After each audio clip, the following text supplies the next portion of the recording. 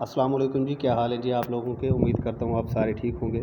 अच्छा जी, कल तक आपको हम नाउन, प्रोनाउन और एडजेक्टिव की जो टाइप्स हैं वो पढ़ा चुके हैं। एडजेक्टिव क्या चीज़ होती है, किसी भी चीज़ की खूबी, खामी, हालत या कैफियत को एडजेक्टिव कहते हैं। फिर उसकी सारी की सारी आपको हमने टाइप्स पढ़ाई थी कि कौन कौन सी टाइप्स थी। तकरीबन 6 टाइप्स आपको पढ़ाई गई थी और उन 6 टाइप्स के अंदर भी मज़ीद छोटी छोटी सब टाइप्स भी थी। आज हमने एडजेक्टिव के रूल्स पढ़ने हैं कि सेंटेंस स्ट्रक्चर में एडजेक्टिव का इस्तेमाल किस तरीके से किया जाता है। लेकिन सेंटेंस स्ट्रक्चर में उसका इस्तेमाल जानने से पहले आपको पता होना चाहिए कि एडजेक्टिव की टोटल डिग्रीज़ कितनी होती हैं। तो एडजेक्टिव की अगर मैं डिग्रीज़ की बात करूं तो एडजेक्टिव की टोटल 3 डिग्रीज़ होती हैं। कितनी डिग्रीज़ होती हैं जी? 3। पहली डिग्री को कहा जाता है पॉजिटिव डिग्री। पहली डिग्री को क्या कहा जाता है जी? Positive degree. और दूसरी डिग्री को कहा जाता है कंपैरेटिव डिग्री। ये कंपैरिजन के लिए इस्तेमाल की जाती है ज़्यादातर दो चीज़ों के दरमियान। और तीसरी डिग्री को कहा जाता है सुपरलेटिव डिग्री। क्या कहा जाता है? Superlative degree. ठीक है जी, ये पूरा यहाँ पर वर्ड में नहीं लिख रहा। पॉजिटिव डिग्री पहली डिग्री, और कंपैरेटिव जो है ज़्यादातर दो चीज़ों के दरमियान, और सुपरलेटिव ज़्यादातर दो से ज़्यादा चीज़ों के दरमियान कंपैरिजन करने के लिए इस्तेमाल की जाती है। अब जैसे मैं आपके सामने एक सिंपल सा सेंटेंस लिखता हूँ कि वो जनाब वो एक अच्छा लड़का है, तो आप कहेंगे he is a good boy. तो ये जो गुड है ये उसकी पॉजिटिविटी है, तो ये पॉजिटिव डिग्री कहलाएगी। ये क्या कहलाएगी जी? पॉजिटिव डिग्री कहलाएगी। और अगर आप दो लड़कों के दरमियान कंपैरिजन करना चाहते हैं और आप कहते हैं कि जी Ali is better than Imran, Ali is better than Imran, ये नहीं कहेंगे कि Ali is good than Imran, क्योंकि अब आप दो लोगों का कंपैरिजन कर रहे हैं। तो ये जो बेटर होगा ये क्या कहलाएगी? आपकी कंपैरेटिव डिग्री कहलाएगी। Ali is better than Imran, तो ये दो लोगों के दरमियान हो गया। फिर अगर फ़र्ज़ करें दो से ज़्यादा लोग हैं कहीं पर और आप कहना चाहते हो कि यार अली तो जो है सबसे बेहतर है, तो आप कहेंगे Ali is the best student of all. ठीक है, तो यहाँ पर फिर आपके पास क्या इस्तेमाल हो जाएगा? बेस्ट इस्तेमाल हो जाएगा, और इसे आप कहते हैं सुपरलेटिव डिग्री। और हमेशा जो सुपरलेटिव डिग्री है उसके साथ दी का इस्तेमाल किया जाता है। किसका इस्तेमाल किया जाता है? दी का। तो इस तरीके से मुख्तलिफ़ अल्फाज के लिए पॉजिटिव, कंपैरेटिव और सुपरलेटिव डिग्रीज़ हैं। और फिर इन पॉजिटिव, कंपैरेटिव और सुपरलेटिव डिग्रीज़ को इस्तेमाल करने के कुछ असूल हैं जो अभी आपको मैंने पढ़ाने हैं। ठीक है, तो इनको जहन नशीन कर लें आप, ये आपको आने चाहिए।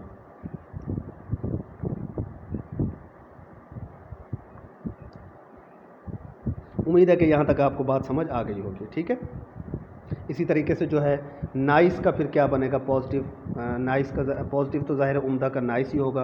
कंपैरेटिव क्या होगा? सुपरलेटिव क्या होगा? ये आप मुझे डिस्कशन फोरम पर बताएंगे। और ये पॉजिटिव, कंपैरेटिव और सुपरलेटिव डिग्रीज़ का बाकायदा एक टेबल मौजूद है। आप गूगल पर जाकर सर्च करेंगे, आपको टेबल मिल जाएगा। उस टेबल को आप लोगों ने ज़रूर याद करना है। वो टेबल बल्कि कोई स्टूडेंट डिस्कशन फोरम पर शेयर करेगा। ठीक है जी, अब मैं आपको रूल्स बहरहाल पढ़ा देता हूँ, तो थोड़ा सा आपको आइडिया हो गया होगा पॉजिटिव डिग्री का, कंपैरेटिव डिग्री का और सुपरलेटिव का, इसलिए मैंने आपको थोड़ा सा इसका टच दिया है। तो अब हम इनके रूल्स एक एक करके पढ़ लेते हैं। तो देखिए यार, ये जो आपके सामने ये लिखे हुए हैं ना, ये कुछ लफ्ज़ हैं, superior, inferior, prior, junior, senior, यानी कि जो जितने भी अल्फाज जो आई ओ आर पर ख़त्म हो रहे हैं, आप अगर गौर करें तो ये सारे के सारे आई ओ आर के ऊपर एंड हो रहे हैं। इनके बाद हमेशा टू का इस्तेमाल किया जाता है, देन का इस्तेमाल नहीं किया जाता। कुछ लोग क्या करते हैं जी, वो कहते हैं जी he is superior than him, वो देन का इस्तेमाल कर लेते हैं, जो कि गलत है। इन एडजेक्टिव्स के बाद हमेशा जो है आप superior, inferior, prior, junior, senior के बाद टू का इस्तेमाल करेंगे। और मोर और मोस्ट भी इनसे पहले नहीं लगाएंगे। इनसे पहले कोई मोर, मोस्ट नहीं लगाया जाता, क्योंकि ये जो डिग्रीज़ है ना, ये पॉजिटिव फॉर्म में ही इस्तेमाल की जाती है। He is superior, he is inferior, he is prior, he is junior to him, फलां, ये इस तरीके से। ठीक है, इनसे पहले कोई मोर, मोस्ट नहीं लगता, कोई आगे देन नहीं लगता, सिर्फ टू लगता है। एग्जाम्पल को आप देख लें, ही is more senior than me, तो देन की यहाँ पर गलती है, और यहाँ पर मोर भी नहीं आना चाहिए। दोनों अल्फाज फालतू हैं। सिर्फ क्या आएगा? He is senior to me, he is senior to me. तो मुझे उम्मीद है कि ये बात आपको समझ आ गई होगी।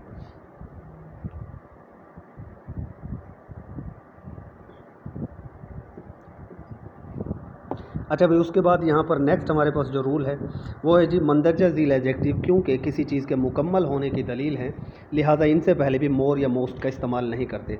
अच्छा, आप लोगों ने अक्सर देखा होगा कि हम कहते हैं यार he is the most unique person, he is the most perfect person, जो कि गलत इस्तेमाल करते हैं हम। परफेक्ट तो अपने आप में ही मुकम्मल होने की दलील है। ये जो परफेक्ट वाला वर्ड है ना, परफेक्ट, ये तो परफेक्ट तो मतलब परफेक्ट है, उससे पहले आपको मोर या मोस्ट लगाने की ज़रूरत ही नहीं है। कंप्लीट भी खुद जो है एक पूरा लफ्ज़ है। कंप्लीट से पहले भी कोई मोर मोस्ट नहीं लगता। एक्सट्रीम है, फुल है, universal, ideal, unique, preferable, entire, matchless, इनसे पहले कभी भी मोर और मोस्ट का वर्ड इस्तेमाल नहीं किया जाता। गलतुल आम है, हमारे यहाँ हम अक्सर कह देते हैं he is the most perfect person, जबकि मोस्ट कभी भी नहीं लगेगा। हम अक्सर कह देते हैं he is the most unique doctor, तो इनसे पहले कभी भी मोस्ट नहीं लगाया जाता, क्योंकि ये अपने आप में ही एक पूरा का पूरा मानी देते हैं। देखें अब यहाँ पर जैसे लिखा हुआ है he is the most unique doctor, तो ये मोस्ट वाला वर्ड यहाँ पर नहीं आएगा, तो करेक्शन होगी तो क्या बन जाएगा, he is a unique doctor in the hospital, in this hospital.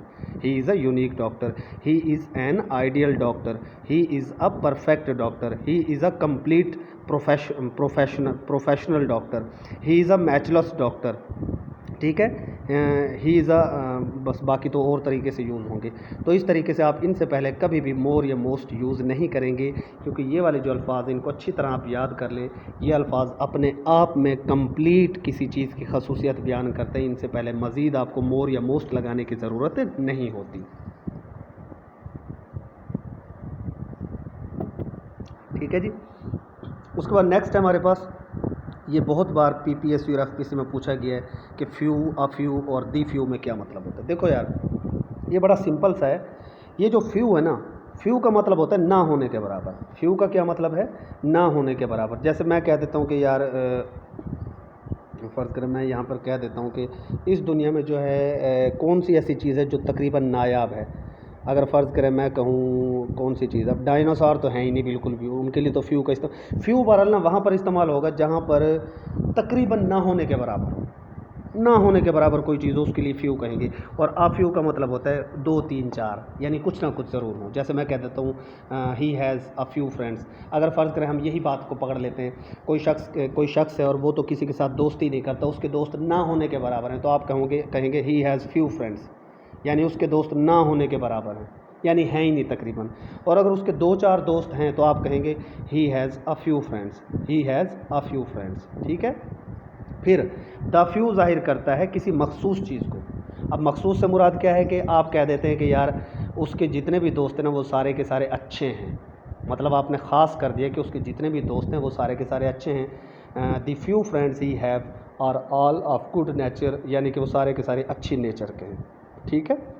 तो ये जो फ्यू, अ फ्यू और द फ्यू है, ये काउंटेबल नाउन्स के लिए इस्तेमाल किया जाता है। अब देखें जैसे यहाँ पर पहली उसने एग्जांपल दी है आई हैव फ्यू बुक्स, तो यहाँ पर उसने लिखा मेरे पास ज़्यादा किताबें ना हैं। मतलब ये जो फ्यू है ना, जिसके साथ ना ए आता है ना दी आता है, ये तकरीबन मनफी मानी देता है, यानी ना होने के बराबर। आई हैव फ्यू बुक्स का मतलब है मेरे पास तकरीबन कोई किताब है ही नहीं, कोई एक आध है। उसके बाद हाँ, अगर उसके पास 3 4 किताबें हैं तो वो कहेगा I have a few books, मेरे पास चंद किताबें हैं, मेरे पास चंद किताबें हैं। अब यहाँ पर देखें वो मज़ीद एक्सप्लेनेशन कह रहा है कि फ़्यू हम वहाँ इस्तेमाल करते हैं जहाँ इतनी कलील मिकदार हो जो ना होने के बराबर हो, जबकि ए फ़्यू हम वहाँ इस्तेमाल करते हैं जहाँ पर मतलब यह है कि कुछ ना कुछ वहाँ पर मौजूद हो, चंद मुराद लेते हैं हम इससे। इसलिए ऐसी सूरत में फ़्यू की बजाय आप ए फ़्यू का इस्तेमाल करते हैं जहाँ पर कुछ ना कुछ ज़रूर हो। ठीक है। जैसे मेरे पास चंद रुपये हैं, I have a few rupees. और अगर यहाँ पर वो कहता मेरे पास रुपए ना होने के बराबर हैं या बिल्कुल ही कम है, तो वहाँ पर वो कहता आई हैव फ्यू रुपीज़। तो फ्यू ज़्यादातर मनफी मानी देता है और अ फ्यू कहता है कि कुछ ना कुछ ज़रूर है। ठीक है। और ये काउंटेबल के लिए इस्तेमाल होगा, जिन चीज़ों को आप गिन सकें उनके साथ आप फ्यू, अ फ्यू या दी फ्यू इस्तेमाल करेंगे। और अभी आगे हम पढ़ेंगे अनकाउंटेबल के लिए, वहाँ पर लिटल वाला होगा इस्तेमाल, little, a little, the little. ठीक है। अब देखिए जी, दी फ्यू का इस्तेमाल भी उसने यहाँ पर वाज़े कर दिया। दी फ्यू किसी चीज़ को ख़ास करने के इस्तेमाल किया जाता है। मैंने वो चंद किताबें पढ़ ली हैं जो मैंने पिछले साल ख़रीदी थी। अब ये सारी किताबों की बात नहीं कर रहा, बल्कि उन चंद किताबों की बात कर रहा है। उसने कोई किताबें ख़रीदी थी और उसने वो किताबें पढ़ ली हैं। ठीक है। तो ख़ास किताबों की बात कर रहा है। I have read a few books which I bought last year, तो ये गलत बात है। अ फ्यू नहीं आएगा, यहाँ पर क्या आएगा, दी फ्यू आएगा या द फ्यू आएगा। उसकी वजह क्या है कि ये ख़ास किताबों की बात कर रहा है जी, जो किताबें मैंने पिछले साल ख़रीदी थी वो मैंने पढ़ ली हैं, तो द फ्यू आप यहाँ पर इस्तेमाल करेंगे। ठीक है। मज़ीद देखें आपके सामने टेबल पूरा का पूरा बना हुआ है। कोई ज़्यादा नहीं के लिए आप इस्तेमाल करोगे फ्यू या फिर वेरी फ्यू, और अगर चंद हैं आपके पास तो आप कहेंगे अ फ्यू। और वो चंद जो मखसूस, किसी के बारे में वो कह देते हैं ना, वो चंद किताबें, मेरे वो चंद दोस्त, मेरे वो चंद क्लास फेलोज, तो फिर वहाँ पर आप द फ्यू का इस्तेमाल करेंगे। तो उम्मीद है कि ये बात भी आपको समझ आ गई होगी। उसके बाद मैं आपको जैसे अभी बता रहा था कि लिटल का इस्तेमाल आप कहाँ करेंगे, अनकाउंटेबल नाउन्स के साथ, क्योंकि काउंटेबल में तो few, the few, a few आ गया ना। अगर अनकाउंटेबल नाउन है जैसे दूध, दही, पानी है, तो वहाँ पर आपने क्या इस्तेमाल करना है, लिटल। ये भी बिल्कुल वैसे ही है। लिटल का मतलब ज़्यादा नहीं, अ लिटल का मतलब थोड़ा सा, और द लिटल का मतलब है ख़ास। ठीक है, ठीक है ना। अब देखें यहाँ पर जैसे वो कह रहा है जग में ज़्यादा दूध नहीं है, यानी बहुत कम दूध है। देयर इज़ लिटल मिल्क, नहीं, जग में थोड़ा सा, अच्छा यहाँ पर तो आएगा ज़्यादा दूध नहीं है, देयर इज़ लिटल मिल्क, ठीक हो गया, सिर्फ लिटल आया।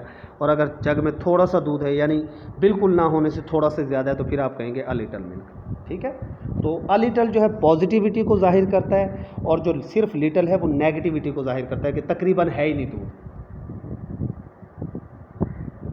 अब अगर जग में सिर्फ 2 कतरे दूध हो तो आप क्या कहेंगे, there is little milk in the jug. और अगर जग में फ़र्ज़ करो आधा जग दूध है, थोड़ा 1 गिलास दूध है, तो आप कहेंगे there is a little milk in the jug. तो इस तरीके से ये यूज़ हो जाएगा। उसके बाद नेक्स्ट हमारे पास जो है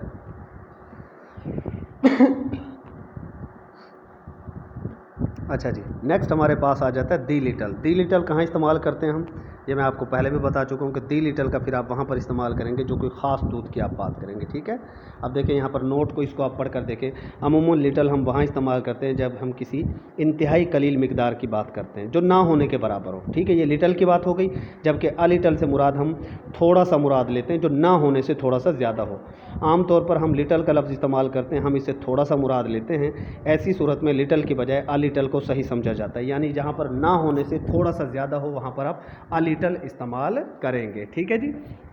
अब जैसे यहाँ पर पहली एग्जांपल है there is little milk in the jug, ये गलत है, there is a little milk in the jug, यानी जग में थोड़ा बहुत दूध है। उसके बाद है I made tea with a little milk in the jug. अब भाई वो कह रहा है कि मैंने उस दूध से चाय बना ली जो जग के अंदर था, उस दूध से जो जग में था। तो अब उसने एक ख़ास किस्म के दूध की बात कर दी, भाई मैंने उस दूध की चाय बनाई है जो जग में था, उस दूध की नहीं बनाई जो कैतली में था। ये कैटल अपना उसके अंदर जो चाय की कैतली होती है उसमें था, वगैरह मैंने उस दूध की चाय बनाई है जो जग में था। तो यहाँ पर उसको ख़ास कर दिया, तो आ लिटल की जगह पर दी लिटल यूज़ होगा। आई made tea with the little milk in the जग। ठीक है, तो बात समझ आ रही है, उम्मीद है यहाँ तक आपको बात समझ आ गई होगा। फिर यहाँ पर देखें वो मज़ीद उसकी एक्सप्लेनेशन है कि कुछ ज़्यादा नहीं तो लिटल या वेरी लिटल, और थोड़ा सा होगा तो अ लिटल, और वो थोड़ा सा जो मखसूस जग में था या प्याले में था तो दी लिटल। तो ये लिटल, अ लिटल और दी लिटल मुझे उम्मीद है आपको समझ आ गया होगा। मैं एक बार फिर बता देता हूँ, चाहे लिटल हो या फ्यू हो, जहाँ पर आप लिटल इस्तेमाल करेंगे या फ्यू इस्तेमाल करेंगे वो ना होने के बराबर है, नेगेटिव मीनिंग देगा। और जहाँ पर अ लिटल या अ फ्यू इस्तेमाल करेंगे वो थोड़ा सा होगा, थोड़ा सा। ठीक है, और जहाँ पर आप दी लिटल या दी फ्यू इस्तेमाल करेंगे वो किसी ख़ास चीज़ को, ख़ास मिकदार को ज़ाहिर करेगा। और जहन में रखिए few, a few, the few जो है ये काउंटेबल नाउन के लिए इस्तेमाल किया जाता है, और लिटल, अ लिटल और दी लिटल ये अनकाउंटेबल नाउन के लिए इस्तेमाल किया जाता है। ठीक है जी। उसके बाद नेक्स्ट हमारे पास बहुत इंपॉर्टेंट यार ये एक आ रहा है कि अगर आपके पास वर्थ ING वाली फॉर्म से कोई बने तो वो हमेशा नाउन के बाद आएगा। ऐसा एडजेक्टिव जो वर्थ प्लस ING की शक्ल में हो, यानी उसके अंदर वर्थ आ रहा हो और फिर ING आ रहा हो, वो हमेशा नाउन के बाद आएगा। ठीक है ना, वर्थ प्लस ING हमेशा नाउन के बाद आएगा। जैसे यहाँ पर एक लिखा हुआ है this is a worth enjoying excursion, तफरीही दौरे को कहते हैं excursion. This is a worth enjoying excursion. अब ये एक्सकर्शन यानी जो तफरीही दौरा है ये नाउन है। अब नाउन से पहले उसने लिख दिया वर्थ इंजॉइंग, जो कि बात गलत है। वर्थ इंजॉइंग कहाँ आएगा, बाद में आएगा, और एक्सकर्शन कहाँ आएगा, पहले आएगा। ठीक है, this is an excursion worth enjoying. तो ये तो याद रख लो ना यार, आपके worth enjoying, worth benefiting, worth ING वाली फॉर्म जहाँ पर भी वर्थ की होगी वो हमेशा नाउन के बाद आएगा, ना कि नाउन से पहले। तो उम्मीद करता हूँ ये बात यहाँ तक आपको समझ आ गई होगी। ये जो एक्सरसाइज़ है, ये एक्सरसाइज भाई आप लोगों ने ना अब सॉल्व करनी है। मैंने आपको पहले एक्सरसाइज सॉल्व करके दी हैं, ये एक्सरसाइज आप लोग डिस्कशन फोरम पर सारे के सारे स्टूडेंट्स जो है जितने भी हैं ना, आप लोग सॉल्व करके अपनी तरफ से देंगे कि यार इनमें क्या गलती है और क्या करेक्शन है। ये 10 सेंटेंसेस हैं और ये आपको एक्सरसाइज वहाँ पर करके देनी है मुझे। ठीक है जी। उसके बाद दूसरी तीसरी डिग्री का जबर इस्तेमाल कभी भी नहीं करेंगे आप। ऐसा नहीं होगा कि दूसरी डिग्री भी इस्तेमाल कर दें और तीसरी डिग्री पर वहीं इस्तेमाल कर दें। जैसे फ़र्ज़ करें गुड और बेटर है, आप कहते हैं he is a good better boy, तो ऐसा नहीं होता, ठीक है, कभी भी इस तरीके से नहीं होता। और इसी तरीके से आप देखें यहाँ पर ये लिखा हुआ है मोर वाइज़र।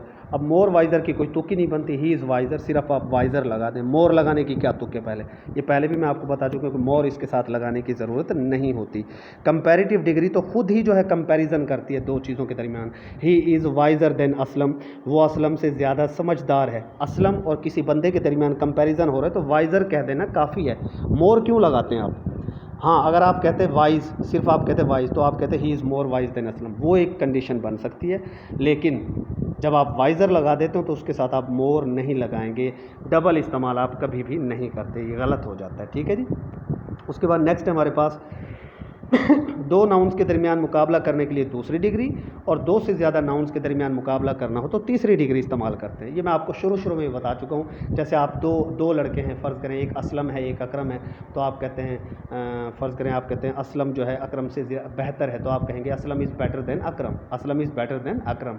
और अगर आप असलम को पूरी क्लास से बेहतर बताते हैं तो आप कहेंगे Aslam is the best, Aslam is the best. तो फिर आपने दी बेस्ट का इस्तेमाल करना है जब आप पूरी क्लास की बात करेंगे। और अगर दो लोगों की बात करेंगे तो दूसरी डिग्री इस्तेमाल होगी। दो से ज़्यादा लोगों की बात करेंगे, चाहे 3 हो या 4 हो, तो उसमें आप तीसरी डिग्री इस्तेमाल करेंगे। मिसालें देख लेते हैं। He is the tallest of the 2 boys. अब यार 2 लड़कों की बात हो रही है, जब 2 की बात हो रही तो यहाँ पर उसने इस्तेमाल कर दी तीसरी डिग्री, जो कि गलत है। 2 लड़कों के लिए कौन सी डिग्री इस्तेमाल होगी? दूसरी degree. He is the taller of the 2 boys, he is the taller of the 2 boys. एक बात और जहन में रखिएगा, जब भी आगे ऑफ आए तो पीछे दी लाजमी लगता है। ऐसा नहीं हो सकता कि he is taller of the 2 boys. Of से पहले हमेशा कंपैरेटिव हो चाहे सुपरलेटिव हो, उससे पहले आपको दी लाजमी लगाना है। उसके बाद है this book is more interesting of the 3। अब यार यहाँ पर 3 किताबें आ गई हैं तो आप यहाँ पर सुपरलेटिव लगाओगे ना, मोस्ट इंटरेस्टिंग आप इस्तेमाल करेंगे, मोर इंटरेस्टिंग नहीं, most interesting. This book is the most interesting of the 3, क्योंकि ये 2 से ज़्यादा हैं तो तीसरी डिग्री मोस्ट इंटरेस्टिंग, ठीक है जी। उसके बाद है हमेशा, अभी पहले मैंने आपको बताया कि दूसरी डिग्री के बाद अगर ऑफ हो तो दूसरी डिग्री से पहले दी लगाते हैं आप, और अगर दूसरी डिग्री के बाद ऑफ की बजाय देन हो तो आप दी नहीं लगाते। ये मैंने आपको अभी बताया। अगर दूसरी डिग्री के बाद ऑफ हो तो आपने क्या लगाना है? फ़ौरन उससे पहले दी लगाना है। और अगर दूसरी डिग्री के बाद ऑफ की बजाय देन हो, देन, तो फिर आप दी नहीं लगाते, फिर आप दी नहीं लगाते। मिसालें देख लेते हैं। She is taller than I, she is taller than I. अब देखो ना, यहाँ पर देन है तो पीछे ऑफ नहीं आया, पीछे ऑफ नहीं आया। और यहाँ दूसरी मिसाल में देखें, she is the taller of the 2 girls, तो यहाँ पर चूँकि ऑफ आ गया है आगे तो आपको पीछे दी लाजमी लगाना है। तो कहने का मतलब क्या है कि सेकंड डिग्री को आप या तो देन लगा कर इस्तेमाल करें या ऑफ लगा कर। अगर आप देन लगा कर इस्तेमाल करेंगे तो पीछे दी नहीं आएगा। She is taller than I, ये भी ठीक है। और अगर आप कहते हैं she is the taller of the 2 girls, तो फिर आपको ऑफ लगाना पड़ेगा, ठीक है। तो ये बात समझ आ गई। दी ऑफ का कम्बिनेशन है और देन से पहले कोई ऑफ नहीं लगता। उम्मीद है ये आपको समझ आ गया होगा। उसके बाद जनाब अगर किसी एडजेक्टिव से पहले आप दी लगा देते हैं ना, वो पूरी की पूरी जमात या ग्रुप को जाहिर करेगा।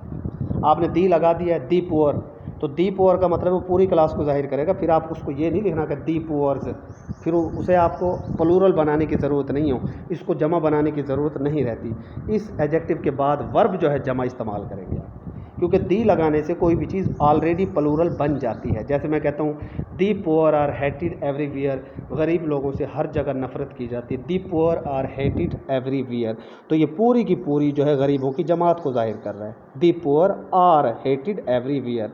अक्सर लोग कहेंगे कि जी दी पुअर, सर ये तो पुअर शायद एक आदमी की बात हो रही है इसलिए इज़ लगा दें तो बेहतर नहीं है। नहीं बेटे, इज़ आप कैसे लगाएंगे? दी पुअर पूरी क्लास को जाहिर कर रहा है, इसलिए आप उसके आगे आर लगा देंगे यहाँ पर, ठीक है, क्योंकि ये वर्ब को जमा कर देता है। उसके बाद नेक्स्ट हमारे पास है लिटल मिकदार को जाहिर करता है, इसलिए इसे अनकाउंटेबल इसम से पहले लगाते हैं। फ्यू तादाद को जाहिर करता है, इसे काउंटेबल से पहले। ये तो मैं पीछे भी आपको पढ़ा चुका हूँ। I have a little milk in the जग, ठीक है। अब फ्यू मिल्क नहीं होता। फ्यू तो आप रुपए हो सकते हैं, फ्यू पीपल हो सकते हैं, फ्यू पर्सनस हो सकते हैं, फ्यू बॉयज़ हो सकते हैं। मिल्क कभी भी फ्यू नहीं होता। मिल्क हमेशा अ लिटल मिल्क होगा, लिटल होगा या दी लिटल होगा, ठीक है, क्योंकि लिटल जो है ये ना गिने जाने वाले इसमों से पहले आता है, और फ्यू जो है जो गिनती जिनकी की जा सके उनसे पहले आता है। अब इसकी भी ये एक्सरसाइज मौजूद है, ये करेक्शन आपने डिस्कशन फोरम पर बतानी है भाई।